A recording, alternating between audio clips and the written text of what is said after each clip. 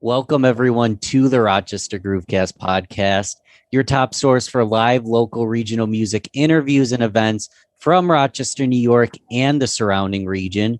I am your host, Ben Albert, and I am here with Colin Jones. Colin, what's up, man? How are you? I'm doing good. How are you?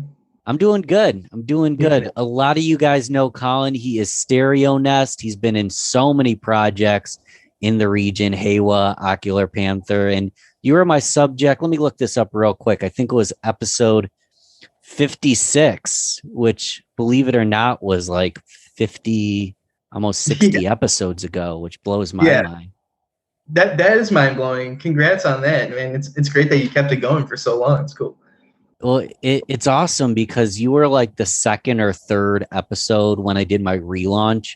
I Mhm. relaunched in March, early April, that time when COVID hit. And since then, Right. it's just been like off to the races. But Yeah. I wanted to bring you back on because ultimately I know you've got a new album coming out soon. You recently moved to Nashville, Tennessee, so we haven't seen you for a while. And you're setting up like a free premiere live stream that's actually about to happen in like a few minutes now. So Yeah. everybody stick around for the live stream. But let's preface, man, like you moved to Nashville. Why'd you move? And as a second part to the question, how's it been since you moved? Well, originally I moved because, well, as everybody knows, COVID happened. There wasn't a lot of shows or things going on.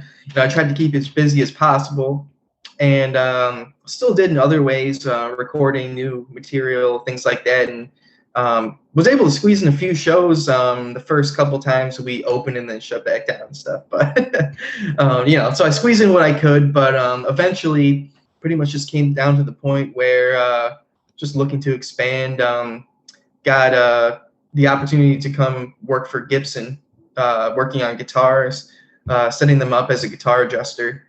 Mm. So I thought that was a pretty cool opportunity and a good excuse to get to a new place and a bigger place, broader place, and hopefully expand a little bit, meet some new people, and you know, make some money too. Honestly, it was Yeah, man. it's doing something that I enjoy. So yeah, I figured it was worth a shot, and it's been going pretty well. It's been going pretty well.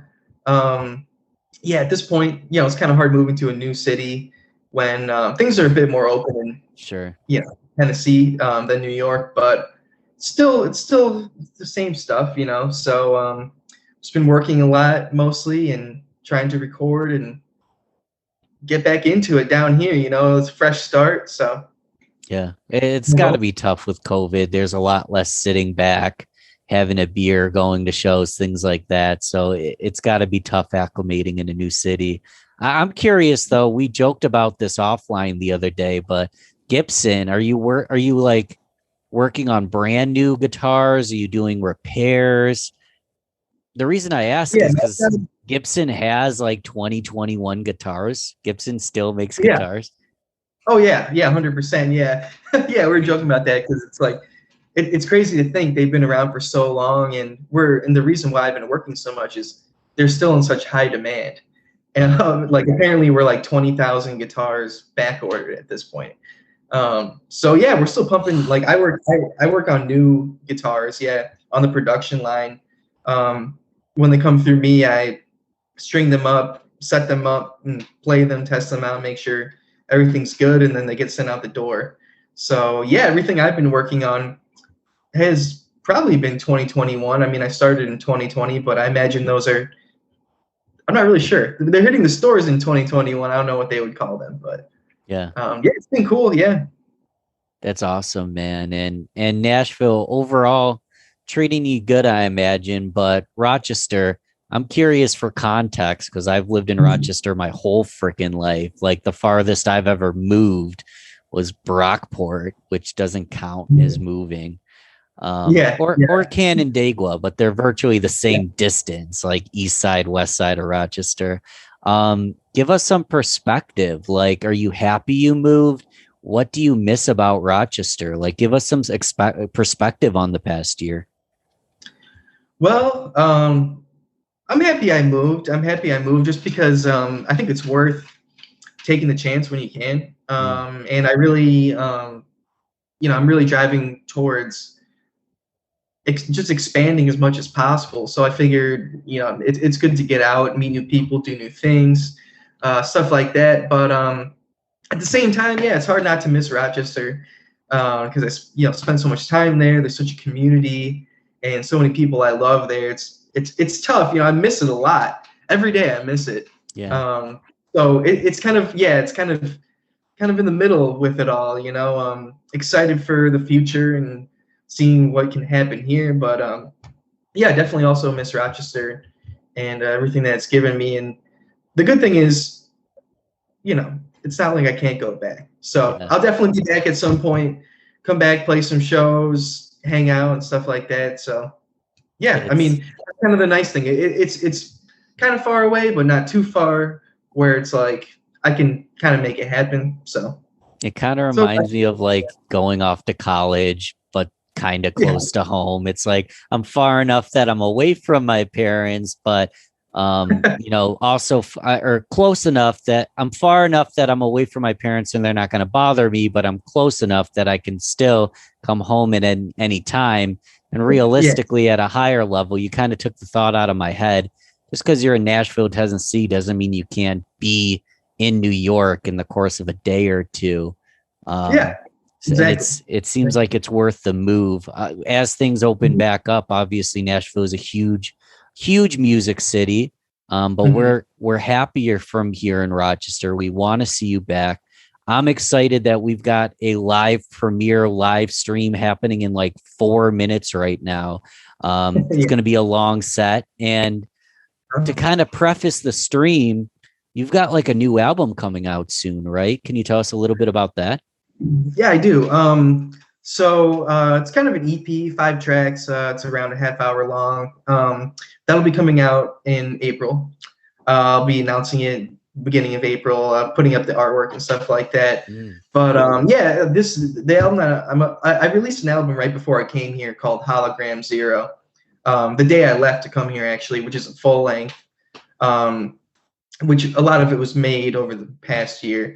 That I'm really proud of, and that's more of like structured. There's a lot of guitar. It's electronic, but it's more structured song type stuff. But the EP I'm about to put out is designed more as kind of more like heavy hitting, heavy bass, like electronic stuff. So it's more focused in that direction, just to kind of mix it up a little bit. So yeah, that's what I'm going to be putting out next month. So I'm excited about that. Should be cool. I have the same artist that I worked with from the previous album, so kind of hoping to tie it together a little bit with that. So I love that. So this stream, we can expect a bunch of brand new tracks I've probably never heard before.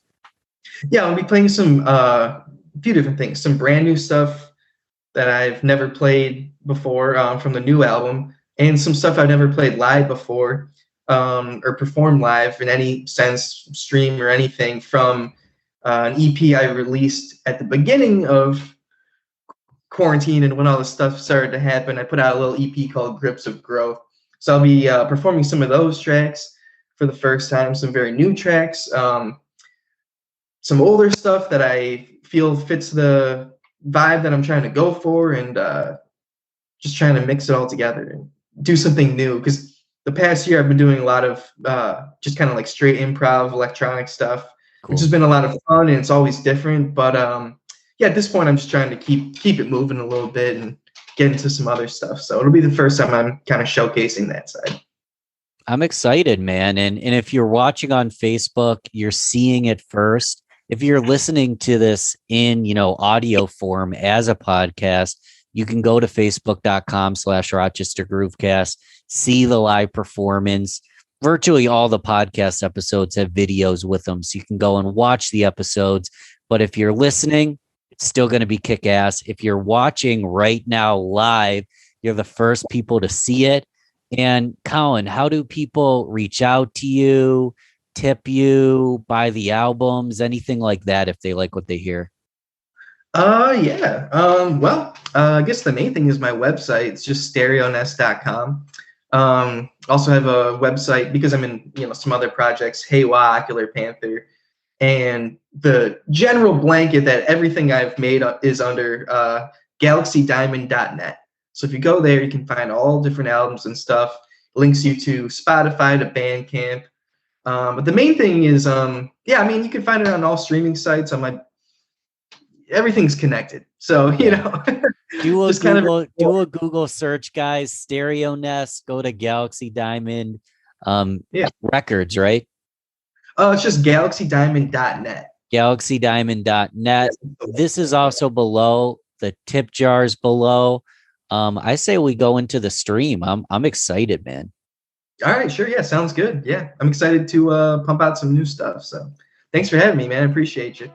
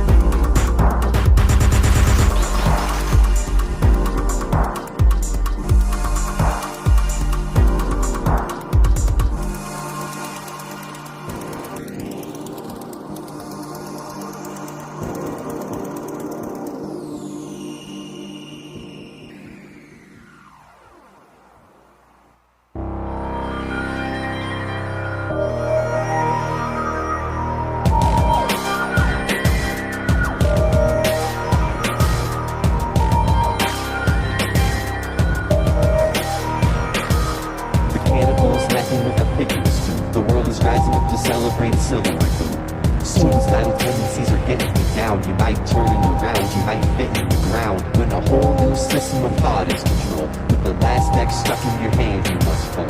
The Mobius strip is a trick to your stick. You might give it a rip, might all make it slip.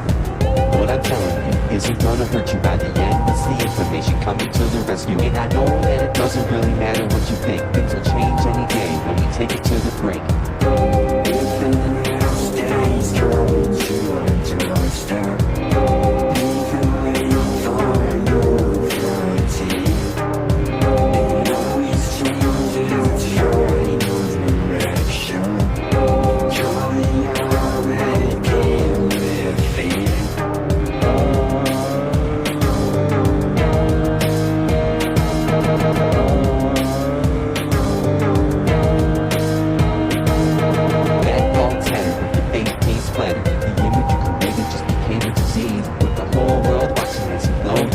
Till the only thing you ever really did with the knees.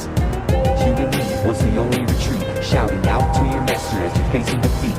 Realize that the lies had you petrified. Always in disguise, and you thought that it was justified.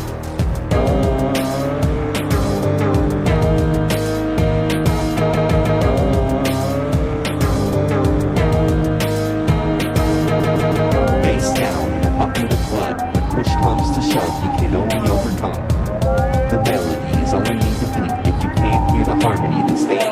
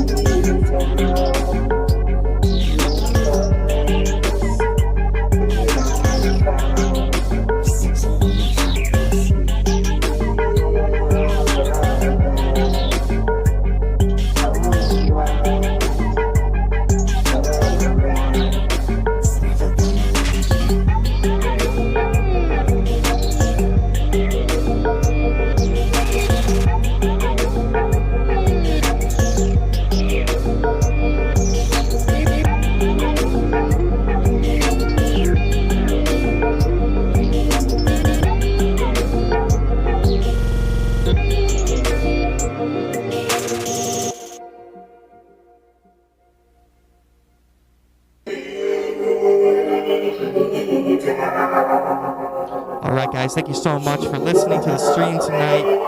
This next one is a remix of the last song I just played by my good friend Kevin, aka K-Raj. You may know that he is also the drummer for Space Jam. Here it goes. Hope you guys like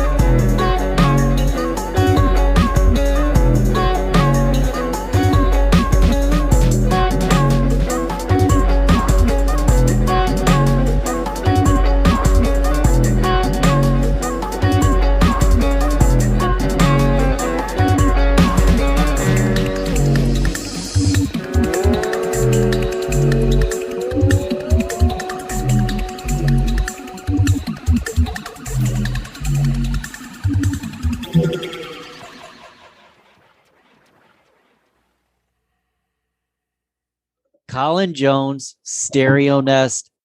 Thank you for this stream. Tell us what was the name of the album again? The name of the album is Luxury Supreme, and I'm gonna be announcing the artwork in about a week. Like I said, it's the same artist that did the art for my last album, Hologram Zero, Igor Goryanov, and he's a Russian artist. He's amazing digital artist, and he actually made a really cool animation for a track off my last record too, called Hologram Zero, title track. So if you want to see what he's capable of, check that out, and you'll get a taste of what's to come. So pretty cool stuff. He's awesome. I love his work. So I'm excited, man. I'm excited for that to launch. Tell us again, how do we keep in touch with you? GalaxyDiamond.net? Yep, that's the main thing, to access all projects from the past, in the future, and everything. And then stereonest.com, and my Facebook page, obviously. You can follow my personal page, Colin Jones. Find me. I post a bunch of stuff. Yeah, I mean, everything's connected. Spotify, anywhere you like to stream.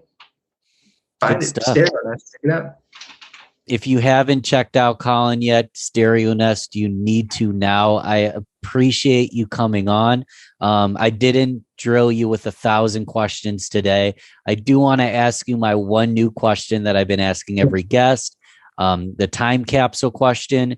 And granted, we started building this time capsule during COVID, but it's not going to be open for another 500, 1,000, 5,000 years. So your decision could be COVID related, but it doesn't have to be COVID related, because at the end of we're going to be over this, on to the next one soon. So it doesn't have to have anything to do with COVID. But I'm taking this extra time to build a time capsule to be opened 1,000 years from now. And if I were to give you, 3 items or less, or 1 or 2 more, if you've got something really good to bring to the table. And the only thing is, they have to be like physical. Like, it can't be a concept. It can't be an intangible, because people aren't going to know what the hell that is. So the only box I have to put you in is it needs to be something tangible. I'm curious what you're going to contribute to this time capsule and why you're going to choose what you choose. Man, okay, so it's a tough question. Because when you ask me that, I think of a million things, and there's such a large spectrum of things that I would like to contribute. But it's like and I guess the main thing is you saying that it has to be a physical item is also very difficult, because me personally, I don't have a lot of physical items that I can think of from my own life that I potentially put in there. So there's probably more important things, but one thing I would put in there, and this is also kind of a shameless plug, but also I'm completely genuine about this, is this vinyl record here, Panda on Acid. It's great. So there's that. So it's cool for a couple of reasons.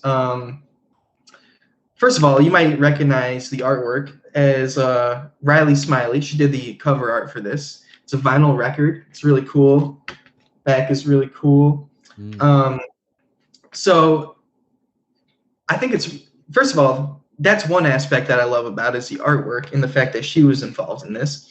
Another aspect I really like is this was made, my friend produced this record over COVID, and he produced it as kind of like a release and something for him to do and express himself and to get him through the period of being locked out and stuff like that. So I think that's relevant. And also, I happen to be on a few tracks on this on here. So and I had a really good time. I recorded it as I was locked away, in the beginning of all this, and we sent tracks back and forth to each other. So I think I'm super excited about this. I think it's a really cool piece. And also, personally, for me, it was the first vinyl record that I've ever been on. And I've always dreamed about printing my own vinyl, and one day, hopefully, I will. So this, to me, was a really cool kind of like landmark in all of those things. And I think it like holds its place in a period of time and means something to me personally. So I thought I would include that for starters, you know. And that's definitely something that's personal to me. So if this is a time capsule for everyone, Oh yeah. you know, hopefully they'll appreciate it. But the things that I can think of are things like, you know, personal to me. I mean, who's not going to appreciate Pandas on Acid? I think people like it. It's a pretty fucking cool record. I gotta be honest. Like there's all kinds of shit on here. Like almost like some early like Syd Barrett, Pink Floyd stuff, to like some kind of like tribal electronic stuff. There's some dubby reggae things on there that I don't know if I Cool. am at liberty to say, but I believe he's going to be putting out a remix of that by none other than The Scientist, who is a legendary dub mixer artist, awesome dude. So it's pretty cool. There's some guest artists from Slightly Stupid. It's just a cool record. So Wow. for sure, I would put that on there. I'm gonna have to listen to that as soon as we're done with this. There's an action step, guys. I'm assuming. Do I need to buy the vinyl, or can I get that online? Yeah, you can get it online. I'm pretty sure it's on definitely on Spotify and all those places. So yeah, check it out. I was honored that he had me on a few tracks, and it's a really cool collaboration of all kinds of people and different things. So all very psychedelic stuff. So which is right up my alley. So.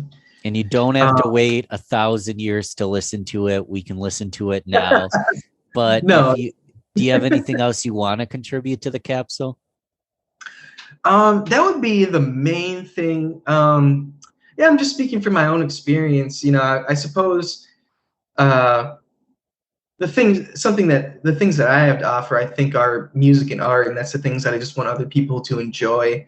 So something like that's really cool because it's collaborative. But yeah, I mean, I would love to share the things that I've spent my time on as well. You know, some of my albums, some of my artwork, things like that. You know, you might as well throw it in there and see what happens. Hell yeah, man. As far as physical items, that's about all I have to offer. Well, listen, I appreciate you coming on. We're excited for music to slowly come back. Me too. Hopefully you'll be playing a live show in Rochester soon.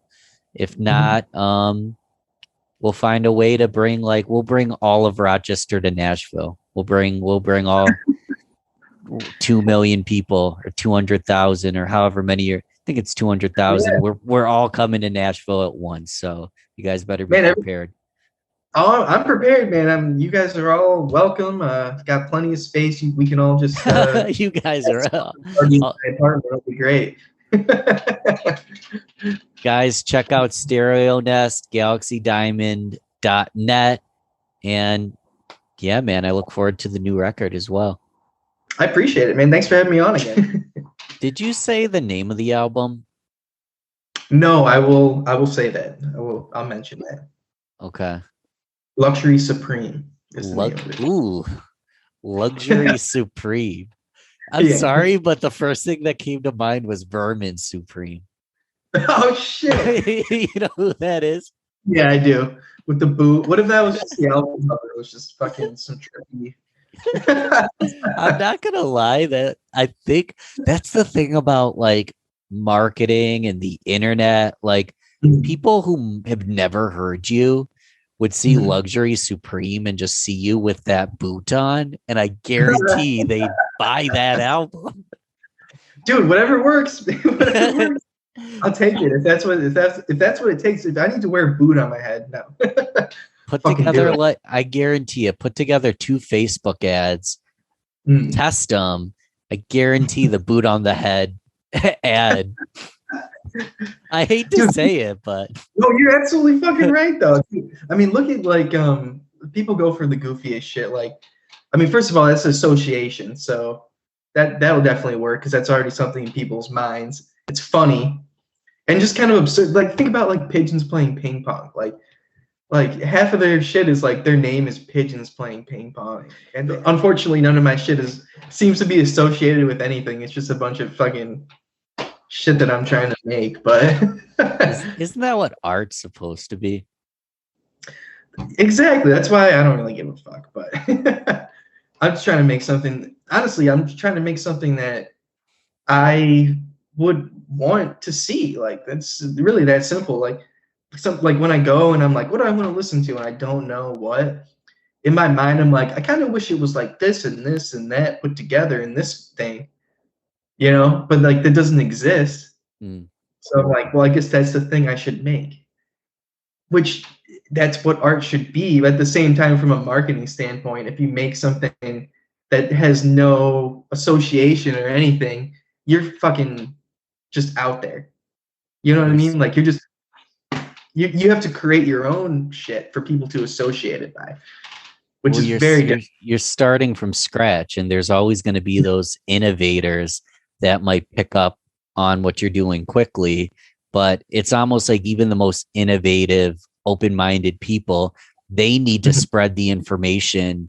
Like it's not going to be popular overnight, and it's not going to be accepted overnight because it's so much different than the norm in the first place. So exactly. But I think what I'm hoping for, and I think from observation, I've found people who've pulled this off successfully get a greater reward. You know what I mean? Like it's a harder path, but in the end, the reward is greater because you've carved out, you're a pioneer, you've carved something out. Not that I'm a pioneer in any sense, but like you've carved out a new path and you get more rewards for that. And also you can kind of hold, if you succeed at it, you can hold your place because then you have this thing that nobody else has. You know what I mean? So like if you succeed at it, like, back to pigeons, I can't help but use them as an example, but like they literally take all the cliche jam band shit and put it into one thing. And they do a really good job at it and they're very successful, but a lot of people have bits and pieces of it. So if you go the hard path and you have the only thing that exists like this, you kind of hold your stake in this thing that you created, which is a greater payoff, I think. I don't know. That's the logic in my mind. It makes total sense. It's high risk, high reward because it's a lot harder than 100%. I mean, reinventing the wheel is harder than not reinventing the wheel. That's where it comes from, You put it in a fucking car and just fucking drive to the sunset. Or you could start fucking chiseling a rock. Apparently that's what I've chosen to do. So chisel the rock. I'm just chiseling a rock over here.